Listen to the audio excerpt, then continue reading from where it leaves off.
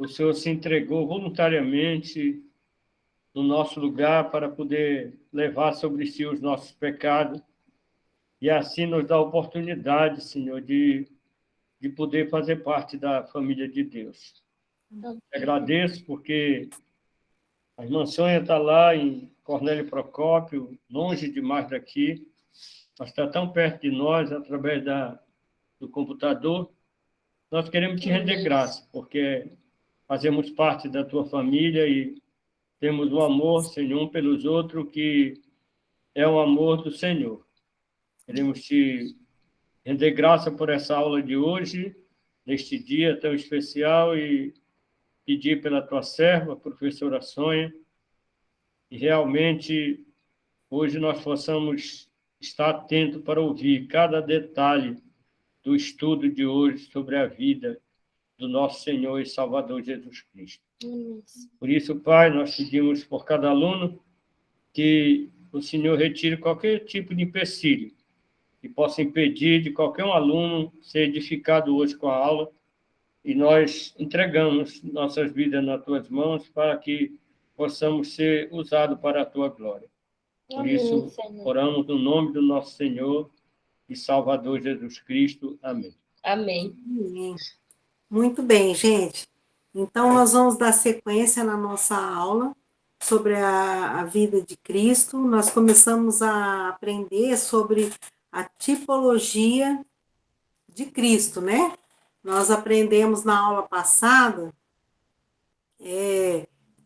acontecimentos e pessoas que apontava, né, simbolizava Cristo aqui nas Escrituras.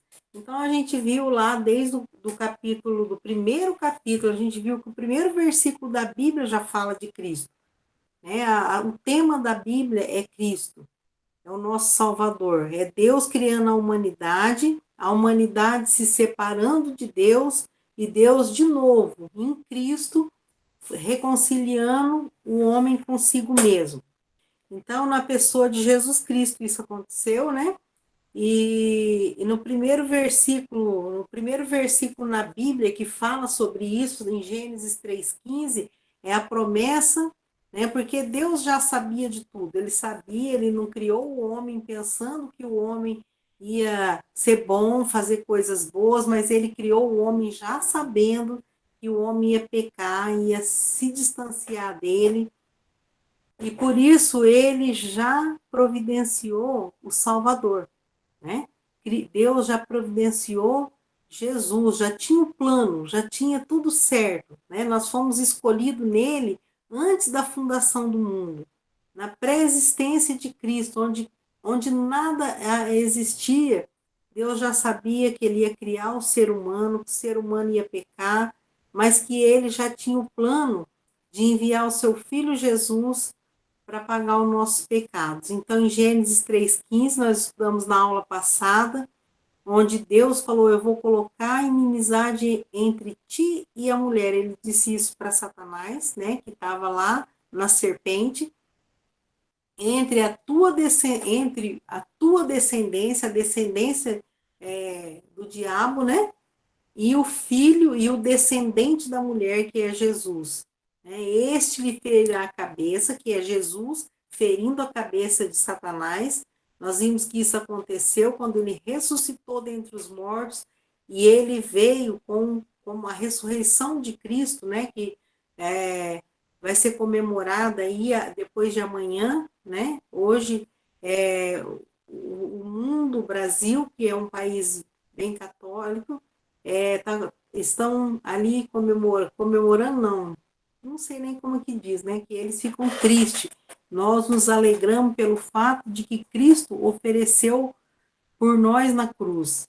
A gente sabe que foi o nosso pecado que colocou Jesus na cruz, mas mesmo assim nós nos alegramos pelo fato que ele se deu por nós, né? Mas, enfim, eles estão comemorando essa data em que Jesus foi morto, e nós vimos que realmente só saber disso não vai mudar a vida deles, mas eles precisam de crer realmente que esse sacrifício paga o pecado. E aí, domingo, vai ser comemorada a Páscoa, que foi a ressurreição de Cristo. E quando Jesus ressuscitou dentre os mortos, foi aí que ele esmagou, né, a cabeça da serpente foi esmagada. Deixa eu colocar aqui para ver se fica maior aqui para mim. Os olhos da professora não andam muito bom. Tá?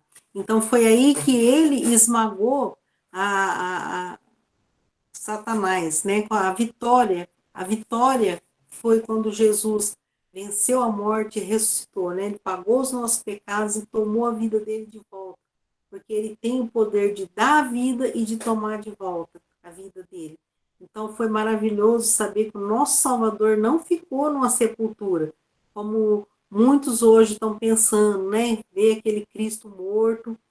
Aqui eles chegam a colocar uma imagem de Cristo, assim, todo sanguentado, aquela imagem, e eles ficam o dia todo indo lá na igreja, ver aquele corpo, uma escultura grande, tamanho natural de um homem, debaixo de um altar. Eu lembro que eu já fui católica, e as pessoas ficam o dia todo indo visitar aquela imagem.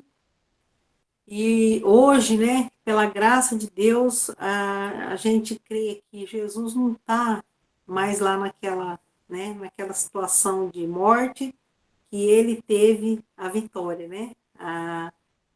Ele derrotou Satanás, derrotou a morte e ressuscitou, pagou os nossos pecados. Então essa promessa foi concretizada aqui, né? Em Gênesis 3,15 foi feita a promessa. Romanos 16,20 fala que o Deus de paz esmagará em breve Satanás debaixo dos nossos pés. Então ainda há uma batalha final onde Satanás vai ser destruído para sempre, né? A gente estudou isso em escatologia, e onde Jesus já é vencedor, né? E todos nós que estamos em Cristo somos mais do que vencedores por meio dele que nos amou, mas ainda haverá outras batalhas e Satanás vai ser destruído para todo sempre, tá? Ser jogado no inferno onde é o lugar dele. Mas estudando a tipologia, nós vamos ver que a Bíblia, ela aponta, mostra pessoas, fatos, né, acontecimentos e até objetos que remetem a gente a Cristo. É uma tipologia, é chamado na teologia de tipologia, um tipo de Cristo, algo que mostra a obra e a pessoa de Cristo, né? Que aconteceu lá no Velho Testamento e tem coisas no Novo Testamento que a gente vê e mostra Cristo, tá? Nós estudamos já, pode passar essa primeira, que nós já estudamos. Quem não fez essa aula pode ir lá, que está tá no grupo, tá? Para vocês estudar. Então, a gente viu aqui sobre a oferta de Abel, representava Cristo, a arca de Noé, porque assim como a arca foi a salvação para aquela geração que foi destruída pelas águas do dilúvio, Cristo é a nossa salvação. Só na arca tinha salvação, só em Cristo nós temos salvação. Quando ele chamou Abraão para fazer dele uma grande nação. E da nação de Israel, que saísse de Abraão, ia nascer o Salvador, que é Cristo. Então Abraão teve que deixar tudo, deixar a sua terra, a tua parentela, e ir para uma outra terra, né? Para Deus concretizar aquela obra em Abraão. Cristo também deixou sua glória, deixou o céu e veio obedecer o Pai aqui, veio aqui e habitou no meio de nós. Então, é uma figura do que Cristo, da obra de Cristo. Lá em Gênesis ainda, o sacerdote Melquisedeque sai ao encontro de Cristo, né? E sai ao encontro de Cristo, não, sai ao encontro de Abraão, e Abraão oferece o dízimo dele. E depois, se vocês vão olhar nesses versículos aqui, nós vamos ver que na época que aconteceu isso, não havia sacerdócio ainda, não havia nem Levi, né? Que veio da descendência de Abraão. Mas no livro de Hebreus fala que até Levi deu o dízimo para o Melquisedeque na pessoa de Abraão, sendo que ele nem havia nascido ainda. E esse Melquisedeque, ele não tinha ordem, quer dizer, ele não era segundo a ordem dos levitas, né? ele não tinha genealogia, ele não tinha pai nem mãe, porque ele era um tipo de Cristo, tá? E ele recebeu de Abraão toda aquela reverência. E também tem a tipologia de José. José, o que aconteceu na vida de José mostrava também a obra de Cristo, né? José foi vendido por moedas de prata, foi rejeitado pelos seus irmãos, como Jesus foi rejeitado pelo seu próprio povo, pelos judeus, foi vendido também. E José se tornou naquela geração ali, ele salvou o mundo da fome, né? Inclusive o povo de Israel, o Egito, daquela fome que veio e assolou o povo do Egito. E Jesus, ele é o pão da vida, ele nos libertou e nos salvou também. Então, se você for estudar, eu falei na última aula que se a gente for estudar a Bíblia inteira e procurar, nós vamos encontrar Jesus em todas as páginas das Escrituras.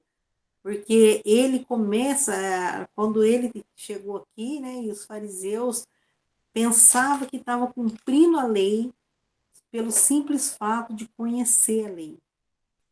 E é uma coisa que nós precisamos aprender, gravar no nosso coração nesse seminário, e se Deus quiser, nós vamos aprender muitas coisas juntos. Mas só aprender não é suficiente, né? Nós precisamos aprender, crer e colocar em prática na nossa vida. Porque os fariseus, saduceus, né, os escribas, eles conheciam muito as escrituras, conheciam demais.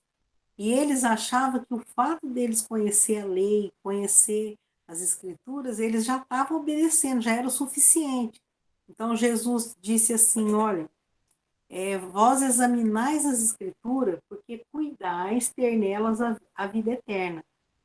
E são elas que testificam de mim. Então, o que Jesus estava querendo dizer com isso? Ele estava querendo dizer, ó, vocês conhecem as escrituras, examinam, estudam, porque vocês acham que nelas vocês vão encontrar a vida eterna. Pois bem, mas elas mesmas, essas próprias escrituras que vocês creem, elas estão testificando de mim. É para mim que elas apontam. E vocês não estão entendendo, não estão me recebendo. Então, muitas vezes a gente conhece tanta coisa das escrituras e a gente tem que sempre voltar a examinar o nosso coração para ver se realmente a gente crê em todas essas coisas e se realmente a gente obedece. Isso aí é que vai fazer efeito na nossa vida. Então, daí em Gênesis tem muitas tipologias, muitas coisas que aconteceu, não só essas aí, mas começa a pesquisar todas as histórias do livro de Gênesis, tudo que você for contar, dá para você evangelizar, porque mostra Cristo, tá? Vamos passar, Daniel, só para dar uma recapituladinha, que alguns não estavam na aula. Em Êxodo, eu esqueci de colocar, porque o tabernáculo, na verdade, ele tem uma parte dele que está no Levítico, mas ele foi no último capítulo do livro de Êxodo, o tabernáculo estava ali. O tabernáculo também, tudo, é um estudo maravilhoso o tabernáculo, porque todos os utensílios, né, a forma com que ele foi construído, os materiais que foram usados, ele simboliza Cristo e a sua obra redentora, tá? A senhora pôs Mas no Levítico, mãe. eu coloquei no Levítico, mas ele está no capítulo 40 do livro de Êxodo.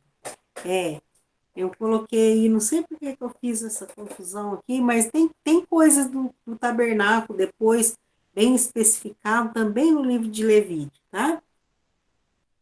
Nós vemos na vida de Moisés, né? Moisés foi o libertador do povo do Egito, Jesus é o nosso libertador, tá?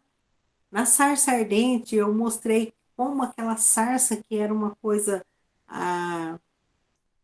da natureza, uma coisa material, e unia aquele fogo que era de Deus, né? Era o espiritual e o material unido, mas sem um interferir no outro, porque a sarça queimava, mas ela não se consumia. Então, a gente vê aqui a humanidade de Cristo, que eu mostrei para vocês, 100% homem, mas 100% Deus, e o fato dele ser Deus não interferiu na humanidade dele, porque ele teve fome, ele teve sede, ele teve dor, ele teve emoções, sentimentos, chorou, né? Mas o fato dele ser humano, ele não deixou de ser Deus também. Ele fez os milagres, ele viveu uma vida perfeita, foi qualificado para ser o nosso Salvador. Então, se você for olhar a sarça ardente ali, representando a presença de Cristo, mostra isso para nós. A morte dos primogênitos, né, na Páscoa, quando o anjo da morte passou e todas as pessoas que tinham colocado o sangue do cordeiro na porta, na verga e nos umbrais da porta, foi salvo o primogênito daquela casa, né?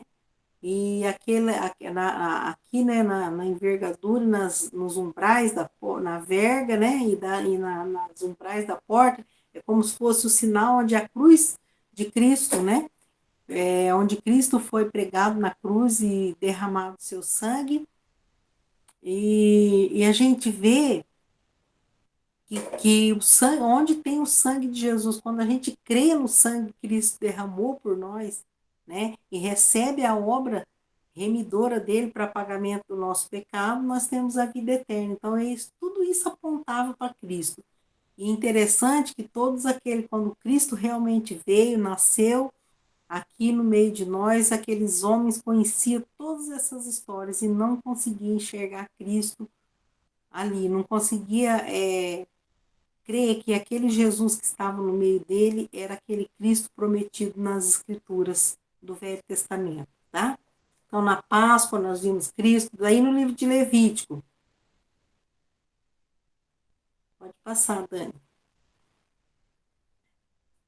No Levítico, aqui eu coloquei o tabernáculo, porque aqui no Levítico fala especificamente de cada coisa de novo, de cada móvel, utensílio. A gente vê que cada material representa um aspecto da obra de Cristo. Nós temos aí no canal do seminário, né, do CETEV, tem um estudo sobre o tabernáculo com o pastor Silvio. Você vai ver que cada material representa algum aspecto da obra de Cristo, tá? O sacerdote, as vestimentas do sacerdote, né? Aquele urim e tumim, aquelas pedras aqui, eram as 12 pedras que representavam as 12 tribos de Israel, né? E aquele urim e tumim, aquilo ali simbolizava que Cristo carrega o seu povo nos seus ombros e no seu peito, no seu coração, tá? Nas leis, todas aquelas cerimônias que tinha, né? Tinha várias, deixa eu ver aqui, boa noite. Tá bom, Aline, eu vi aqui, tá? Depois eu vou anotar aqui, tá bom? A Aline mandando a tarefa dela, muito bem. Então, nas leis cerimoniais, você vê os sacrifícios que era feito apontavam para Jesus, né? Aquele cordeiro que eles traziam todo ano. Eles traziam o cordeiro e o sacerdote colocava sua mão sobre o pecador colocava sua mão sobre o cordeiro, o sacerdote colhia o sangue, sacrificava, colhia o sangue. Aí ele ia lá, só o sumo sacerdote podia entrar no Santíssimo Lugar, onde representava o trono de Deus, só representava o céu, né? Onde tinha a arca da aliança. Então ele entrava dentro daquele lugar e oferecia aquele sangue por ele, né? Pelo pecado dele e do povo. E quando Cristo morreu na cruz, né? Que hoje é o dia que foi separado para simbolizar o dia da morte de Cristo, a gente vê que lá tem muitos filmes retratando isso, mas a gente sabe pela Bíblia, que é o mais importante, não pelos filmes, né, que os homens escrevem, mas pela Bíblia a gente vê que a Bíblia fala que o véu do templo rasgou de cima para baixo, mostrando que foi aberto um novo caminho, um novo e vivo caminho pelo sangue de Cristo, né? Aquele cordeiro era só uma sombra, né? Apontando que um dia o verdadeiro cordeiro ia vir e como João Batista apontou para Cristo e falou: eis o Cordeiro de Deus que tira o pecado do mundo, quando Cristo ia passando. Então, aquele dia, quem estava ali perto pôde testemunhar, né? Que aquele Cristo, aquele Jesus, era o Cordeiro de Deus que ia tirar o pecado do mundo de todo aquele que cresce nele. E Cristo entrou, né? O sacerdote entrava lá uma vez por ano. Ele, o sumo sacerdote, entrava lá no Santíssimo uma vez por ano, levando sangue de animais, para que fosse coberto os pecados daqueles que criam na promessa ainda do Salvador. Então o povo era salvo de jeito no Antigo Testamento? Era salvo porque eles acreditavam naquela promessa lá que Deus fez em Gênesis 3,15, né? E mandou fazer esse sacrifício, crendo que um dia ele ia enviar Jesus e que Jesus ia morrer na cruz pelos nossos pecados, da mesma forma que aquele cordeiro estava sendo morto. Então, no dia da Páscoa, quando Jesus, né, na última Páscoa, Jesus, ele mesmo foi o cordeiro que tirou o pecado, né? O povo veio fazendo esse sacrifício todo desde o Egito, né, até o dia que Jesus celebrou a última Páscoa, e naquele dia ele foi o cordeiro. Ele entrou no céu, né, ele morreu na cruz e ele entrou no céu carregando, levando até o trono de Deus o seu próprio sangue. E Deus o reconheceu como o verdadeiro sacrifício perfeito que agradou o Pai. E nesse momento, quando Cristo morre, o véu do templo abriu, onde não era para ninguém entrar ali, só o sumo sacerdote. Abriu e rasgou sozinho, mostrando que o caminho agora estava aberto. Por meio de Cristo, nós podemos ter acesso a Deus. Né? Por meio de Jesus, nós podemos ter de volta aquilo que foi perdido antes. Tudo aquilo que o Adão perdeu, e a Eva perdeu, e toda a humanidade perdeu, porque nasceram tudo separado, fora do jardim do Éden, separados da glória de Deus. Quando Jesus morreu na cruz, ele deu a possibilidade da gente voltar e ser redimido, e voltar a ter de volta tudo aquilo que a gente tinha perdido.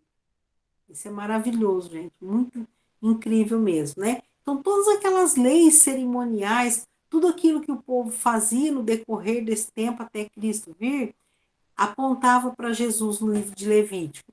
No livro de Números, o que a gente vai ver? O livro de Números é a viagem do povo de Deus, né? É muito interessante o livro de Números.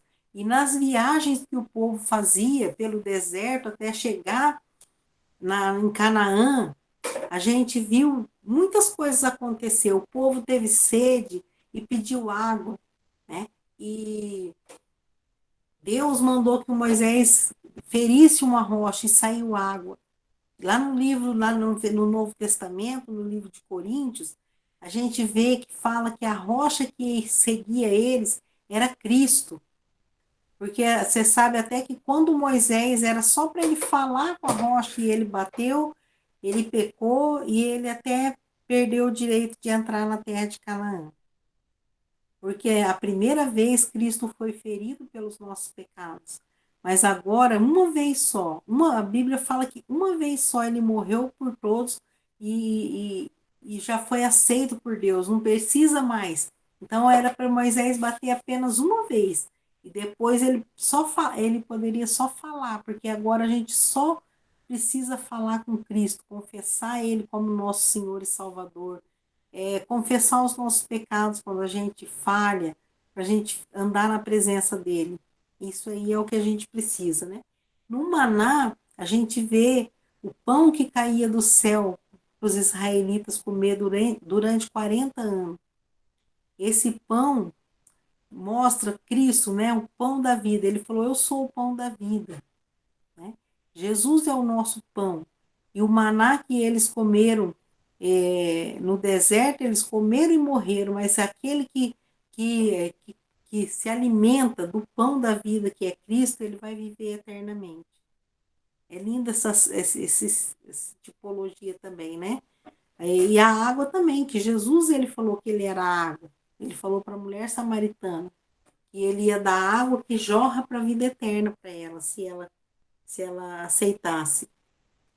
Naquela serpente de bronze, lá no deserto, quando eles estavam viajando no deserto, serpentes ardentes começaram a picar o povo de Deus e estavam morrendo. E eles clamaram, né, para tirar aquelas serpentes do meio do arraial. E Deus falou: olha, eu não vou tirar as serpentes, mas eu vou arrumar um meio para vocês não morrer quando for picado por elas. Levanta uma haste de madeira e coloca uma serpente de bronze sobre ela. E toda vez que alguém for picado pela serpente, olha para aquela serpente de bronze. Então o povo fez isso e eles foram salvos cada vez que eles olhavam.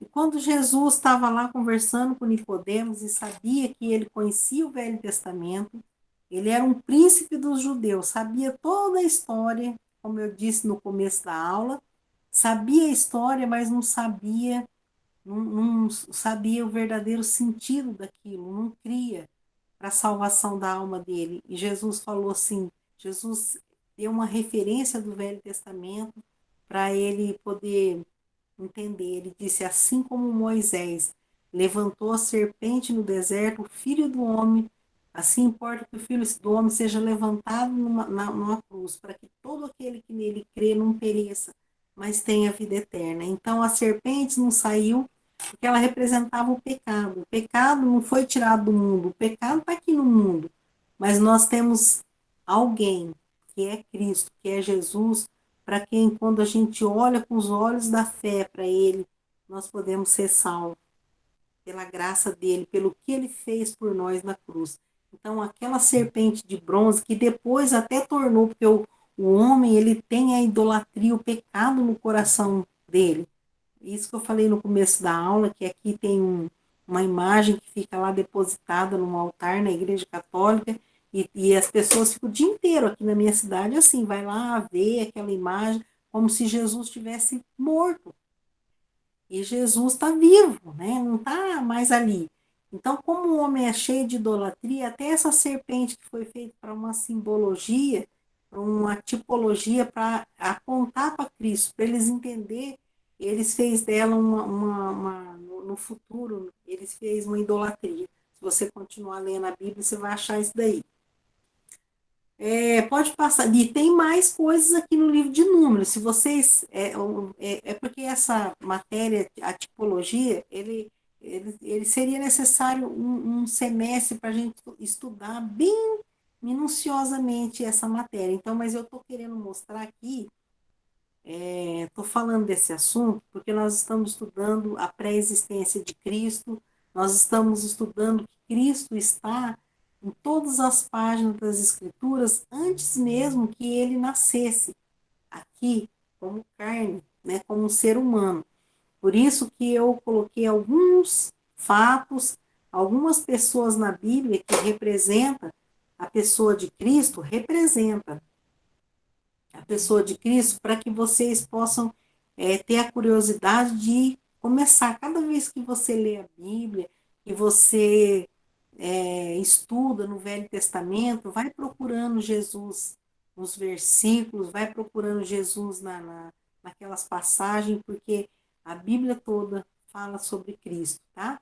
Então, é só uma amostrinha do que vocês podem entender e estudar. E se um dia Deus permitir, a gente pode estudar essa matéria aí, que faz parte também, mas é para vocês só entender. Números, depois tem mais alguma coisa, Daniel? Nós paramos por aí. Aí no Novo Testamento, né? Eu recapitulei até agora eu quero falar para vocês aqui. No livro de Ezequiel, eu quero que alguém abra para mim no livro, o Daniel que está com a lista de chamada, o Daniel que vai escolher para mim, tá? O Daniel vai escolher alguém para ler o Ezequiel 1:10 e outra pessoa para ler o Apocalipse 4, de 6 a 8. Vocês vão ver que interessante essa passagem. Ezequiel e Apocalipse, eles estão falando de, de algo que eles viram que são iguais, né? O João relatando e o Ezequiel, anos e anos antes, relatando praticamente a mesma coisa, e nós vamos fazer, na verdade, está colocado aqui como 1 e 2, mas eu queria que se o Daniel conseguisse, eu peço tanta coisa para o Daniel, gente, vocês viram, né? Coitado do Daniel. Na verdade, esse Ezequiel, o Apocalipse era para estar do ladinho ali do Daniel, do Ezequiel, porque ele não faz parte do que eu vou falar, porque são versículos um é do Velho Testamento, né? Vai colocar um do ladinho do outro depois, não precisa ser agora. E você escolhe aí 2 pessoas para ler. Um para ler isso, Daniel. Um para ler o Ezequiel e outro para ler o Apocalipse, para mim.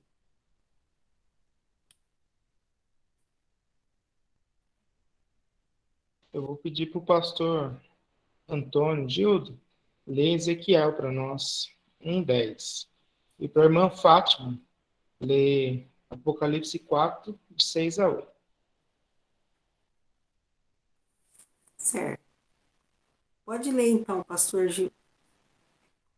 A forma de seus rostos era como de homem. À direita, os 4 tinham rosto de leão. À esquerda, rosto de boi. E também rosto de águia. Todos os 4.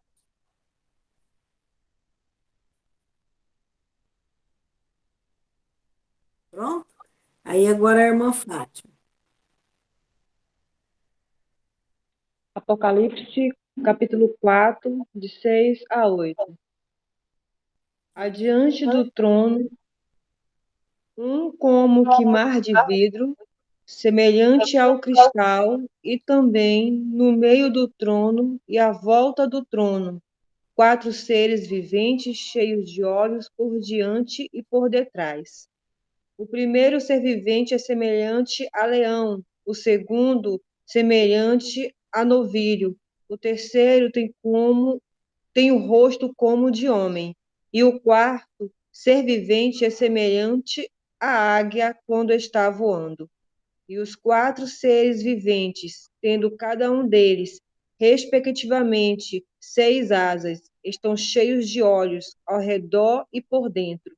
Não têm descanso, nem de dia, nem de noite, proclamando: Santo, Santo, Santo é o Senhor Deus, o Todo-Poderoso, aquele que era e que há de vir. Muito bem. Então aqui a gente vê 4 seres representados tanto no Ezequiel 1:10 como no Apocalipse 4, 6 e 8. Depois vocês podem examinar melhor aí, depois sozinhos, né? Estudando, reestudando, vocês vão ver. Aqui a gente vê, né, um leão, a gente vê um boi, né, um novilho, e a gente vê um homem e a gente vê uma águia. Tanto no livro de Apocalipse como na visão que o Ezequiel teve. Tá? E a gente vê aqui que Cristo ele está representado nos 4 evangelhos da seguinte forma. Jesus, no livro de Mateus, ele é o leão, né? Nós já ouvimos falar isso no Velho Testamento, que Cristo é o leão da tribo de Judá. E a gente vê no livro de Mateus, quando você abre a Bíblia, né? Ali, quando termina Malaquias, aí tem uma página em branco na Bíblia, e você abre a Bíblia, começa a genealogia. Quando eu me converti, eu não gosto de falar, mas por que quando eu começava a ler a Bíblia, chegava em genealogia, eu falava, ai, não sei por que tem isso aqui, né? Que não sei quem gerou não sei quem. Eu achava que isso não era importante, que não precisava saber. E conforme você vai aprendendo a Bíblia, você vê a importância, como que Deus quer mostrar alguma coisa aqui. O que ele quer mostrar de Jesus aqui? No livro de Mateus, na primeira página lá do livro de Mateus, no primeiro capítulo, é a genealogia de Cristo, ele está mostrando ele como um descendente do rei Davi, que também é uma tipologia de Cristo. Se você, eu não coloquei Davi aqui nesse tipos de Cristo, mas também você pode colocar Davi. Mas aqui a gente vê a genealogia de Cristo, a descendência dele passa por Boaz, que passa pelo. A gente vai ver que aquele Boaz, que também é um tipo de Cristo, porque ele foi o remidor da Ruth, aquela moabita, e depois ele vem, a Ruth se torna a bisavó do rei Davi. Então entrou para a genealogia de Cristo como rei, como o leão da tribo de Judá.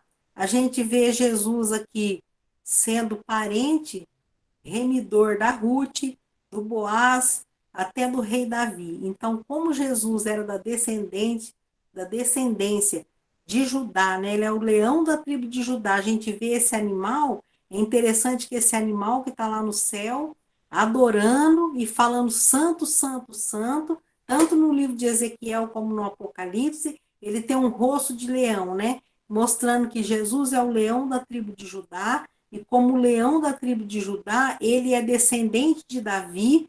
Então, o Evangelho segundo Mateus, ele mostra Jesus como rei. Ele já abre o Evangelho falando da descendência de Jesus como filho de Davi.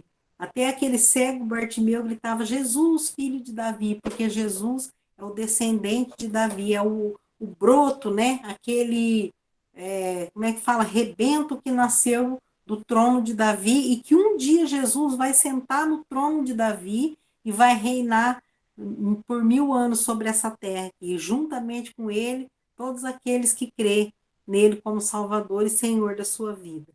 Então, Evangelho de Mateus, a gente olhando lá no Ezequiel, naquela criatura que tem um rosto de leão, do outro lado tem um rosto de um homem, do outro lado tem um rosto de um boi, no outro lado tem um rosto de uma águia. O que significa isso? No livro de Marcos, você pode ver, então Mateus já abre mostrando essa genealogia de Cristo como o rei, nosso futuro rei, que já é o nosso rei, mas o rei que vai reinar sobre o trono de Davi. Ele vai restaurar o trono de Davi. Em Marcos, a gente vê aqui o boi. O boi, ele é um animal usado para o trabalho. Né? No antigo, em toda a Bíblia, agora a gente não vê tanto isso, né? O boi é mais alimento, mas foi usado muito boi para moer o trigo, né? Não tinha máquinas agrícolas para arar a terra, tudo era o boi. Então, o livro de Marcos não tem genealogia. O livro de Marcos mostra Jesus Cristo como servo. E servo não tem genealogia. Ninguém, quando ia comprar um servo no mercado de escravo, ele queria saber, escuta, quem que é? Qual é a sua genealogia? Quem que é seu pai, sua mãe? Não importava para quem estava comprando um escravo. Servo era para trabalhar. Eles não estavam nem ligando. Então, quando Jesus aparece aqui no livro de Marcos, representado como boi, aquele que veio para trabalhar, já abre o livro de Marcos. Eu quero que vocês tenham a curiosidade de examinar isso que eu estou falando depois, tá? E lá no livro de Marcos, o Evangelho de Marcos, Jesus já abre o Evangelho, aquele relato, Jesus já trabalhando, já fazendo coisas, tá? Então, Jesus já está ali pregando, curando, fazendo a obra de Deus. No livro de Lucas, aí a gente vê que uma face daquele animal era rosto de homem. No livro de Lucas, mostra Jesus Cristo como homem. Você pode ver de quem que ele é descendente. Capítulo 1 do livro de Lucas, na genealogia de Cristo, ele vem, né? Vem trazendo a genealogia até chegar em Maria, em José, que era o padrasto do pai, aqui que era como o padrasto de Jesus aqui, até para cuidar de Jesus, ele mostrou a genealogia dele, mostrou a de Maria, tá? Então, mostra Jesus como um descendente do homem. Jesus tinha que se tornar filho do homem, por isso que ele era chamado o filho do homem. Por quê? porque ele, mesmo sendo filho de Deus, ele também tinha que se tornar humano, o 100% homem, né? Aí, no capítulo, no livro de João, já também não tem genealogia. Pode observar no capítulo 1 do livro de João, versículo 1, começa dizendo assim: no princípio era o Verbo, e o Verbo estava com Deus, e o Verbo era Deus. Ele estava no princípio com Deus, e todas as coisas foram feitas por meio dele, e sem ele nada do que foi feito se fez. Então, no capítulo 1 de João, já mostra Jesus como Deus. Né? No 1 e 12 fala, e o Verbo se tornou carne e habitou entre nós. Mostra assim claramente que Jesus é o Filho de Deus, e que Jesus é Deus, é o evangelho que mostra Jesus como Deus. É representado pela águia, o que é a águia? A águia é um pássaro que tem toda aquela soberania sobre as aves, que ele voa, ela voa alto, voa acima das nuvens, né? Lá de cima vê tudo, mostra a supremacia de Cristo, tá? Então, é mostrado Jesus como Deus no Evangelho de João. Mostra Jesus como Filho de Deus. Não tem genealogia, porque ele é. Lembra que ele falou no livro de João, que eu gosto muito desse livro, é um livro que a gente sempre manda que pessoas que nunca leram a Bíblia começam pelo livro de João. Porque ali mostra o eu sou. Lembra lá na sarça ardente, quando o Deus falou com Moisés, e ele falou, eu sou, quem é você? E ele responde, eu sou o que sou, esse é o meu nome, o eu sou. E no livro de João, mostrando que Jesus é Deus, a gente vai ver que ele repete o eu sou, né? Eu sou o pão da vida, eu sou o bom pastor, né? Eu sou a ressurreição e a vida. Quem lembra os outros? Ajuda eu aí. Ajuda a professora aqui, que a minha mente não está muito boa. Sou o caminho, Eu a sou o verdade, caminho, a verdade e a a vida. Isso vida. mesmo. Quem mais? A videira verdadeira. Eu sou a videira verdadeira. Eu sou a luz do mundo, Eu sou o né? pão Eu sou o da pão. vida. Isso mesmo. Então a gente vê aqui Jesus mostrando eu sou. Ele é o grande eu sou. Então, por isso que ele não tem genealogia como Deus. Às vezes você vai falar para alguém, mas a Maria não era mãe de Deus, foi mãe de Jesus, homem aqui na Terra. As pessoas acham ruim, fica bravo, porque Deus, na verdade, não tem uma mãe, ele não tem uma genealogia humana. O Jesus, o homem, que foi 100% homem, sim, foi gerado de Maria, tá? Então, no livro de João não menciona nada de genealogia, porque o objetivo do livro de João é mostrar que ele é o grande eu sou, representado pela águia, que é sinônimo de grandeza, e a ave que voa além das nuvens. Deus é grande, poderoso, supremo, né? Que está acima de todas as coisas. Pode passar, Daniel, tem mais alguma coisa?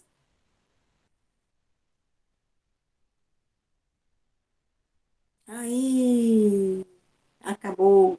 Então, na próxima aula, nós vamos começar um outro assunto dentro desse mesmo tema, né? A vida de Cristo.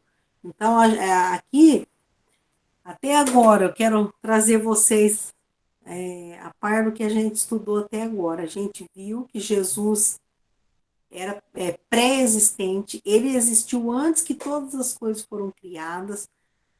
Nós temos que ter saber, eu sei que todo mundo aqui sabe disso, mas precisamos saber como explicar isso quando a gente vai ensinar alguém ou conversar com alguém. Tem pessoas que acham que Cristo passou a existir quando ele nasceu aqui nesse mundo. Na verdade, a gente tem que mostrar que Cristo é Deus pré-existente e que ele se tornou um ser humano para vir se tornar nosso parente próximo. É importante ensinar sobre a lei do remidor para as pessoas entender por que que Cristo teve que morrer? Né? Por que que Cristo teve que morrer na cruz? Eu vou falar a verdade para vocês, eu fui católico muitos anos, eu não tinha entendimento sobre a morte de Cristo, mas minha mãe era uma pessoa muito religiosa, e ela, todo ano, nessa época do ano, nesse dia de hoje, ela levava a gente na igreja, naquela procissão, não sei se tem aí na terra de vocês, mas é assim, tinha procissão, as coisas, a gente vinha. E quando eu via aquelas encenações, aquelas coisas sobre que Cristo morreu, eu ficava assim, eu ficava revoltado, falava, não, mas não podia fazer isso, não. Alguém tinha que fazer alguma coisa, não podia deixar Cristo, o Filho de Deus, vir aqui, passar por isso. Então eu tornava, na minha falta de entendimento, eu tornava Cristo fraquinho, como se os homens fossem mais fortes e estivessem castigando Cristo. Quando eu comecei a entender as Escrituras, foi quando eu acreditei e vi que, na verdade, ele deu a vida dele. Ele tinha que se tornar um homem e oferecer em sacrifício por nós. Então, assim como eu tinha essa dúvida, às vezes pessoas que a gente vai lidar, vai evangelizar, elas têm essa dúvida, ai, por que que Cristo teve que morrer? Ele é Deus, ele podia ter feito outro jeito de ser salvo. Então, a gente tem que mostrar, né, que o que o Adão e Eva fez, ele separou, né, o pecado dele passou para toda a humanidade, porque nós não nascemos no Éden, nós nascemos separados de Deus. E Cristo, por amor de nós, ele veio, se tornou homem, se tornou carne e habitou entre nós. Então, ele pré-existia e ele se encarnou, foi necessário ele se encarnar para poder se tornar o nosso parente próximo, para devolver para nós tudo aquilo que o pecado tirou de nós, que foi a comunhão com Deus, o paraíso que hoje vai ser o céu, a comunhão com Deus, nosso relacionamento com Deus e a vida eterna por meio de Jesus. Então, quando a gente começa a entender essas coisas, toda a Bíblia inteira testifica de Jesus, para que as pessoas creiam, encontrem nelas a vida eterna, porque elas testificam de Cristo. Então, essa é a finalidade do nosso estudo até aqui, e vai ser a finalidade do nosso estudo daqui para frente também. Só que agora nós vamos começar a estudar outras coisas. Agora Jesus vem, a gente vai ver o que ele encontra. A partir da próxima etapa agora desse estudo, nós vamos aprender o que Cristo encontra aqui quando o verbo se torna carne e passa a habitar entre nós. O que ele vai encontrar aqui nesse mundo. E vai ser muito bom esses próximos estudos. Espero que vocês não percam, tá? Se tiver alguém faltando, dá uma olhada aí, vocês convidam, você está faltando, irmão, vamos voltar para a aula.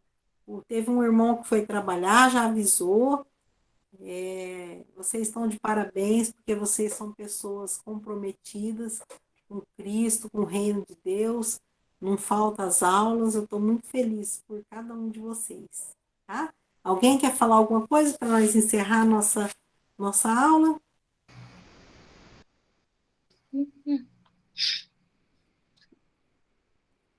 Obrigado pela aula, bem esclarecedora, professora. Parabéns. Eu que agradeço a paciência de vocês, de ficar uma hora aqui comigo, e sou muito grata a Deus por ter vocês para me compartilhar, para a gente junto compartilhar a palavra de Deus. Amém. Feliz de ver o pastor Gildo aí, lá de Santana do Araguaia, meu amigão.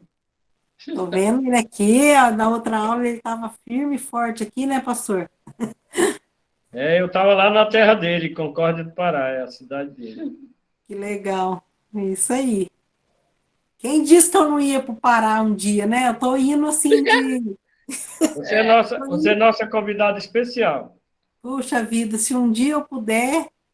Eu quero levar a senhora lá em Salinas, para a senhora conhecer a melhor praia do mundo. Então, vocês vão orando aí, porque para Deus nada é impossível. É verdade. Seria maravilhoso mesmo. Então, eu quero agradecer a cada um.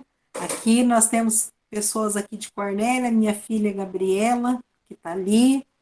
Tenho a Josi, que está aí também. Abre a janelinha aí, Josi, para eles conhecerem o pessoal da nossa igreja aqui.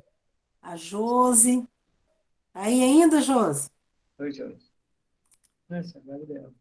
Ali a Josi. Essa aí é a Josi, ela é professora de escola dominical. Ela, o marido dela, tem um ministério na igreja, é uma bênção de Deus para a nossa vida.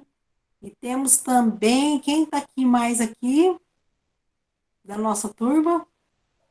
É que alguns já fez a matéria, então não estão aqui. Tem o Daniel, que é da nossa turma, tem a Aline ali, muito querida, lá de Santa Cruz, é Santa Cruz, né, do Rio Pardo? Santa Cruz do Rio Pardo. É, Santa Cruz do Rio Pardo não é tão longe daqui como o Pará. Essa é a Não. Aline. A Aline já faz mais de um ano, né, Aline, que você está fazendo seminário com a gente. Já faz mais de um ano. Eu sou É. professora de escolinha agora também. Aí, ó que bênção. Maravilha. A Sol, acho que não está aqui hoje. A Sol é lá de Marília.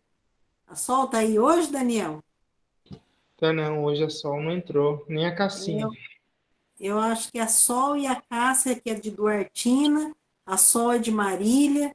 Eu acho que hoje elas não entraram na aula. Mas eu sou muito grata a Deus pela vida de vocês, que vocês continuem firmes, não desistam, fica até o final, porque tem muita coisa pela frente para a gente aprender junto, tá bom?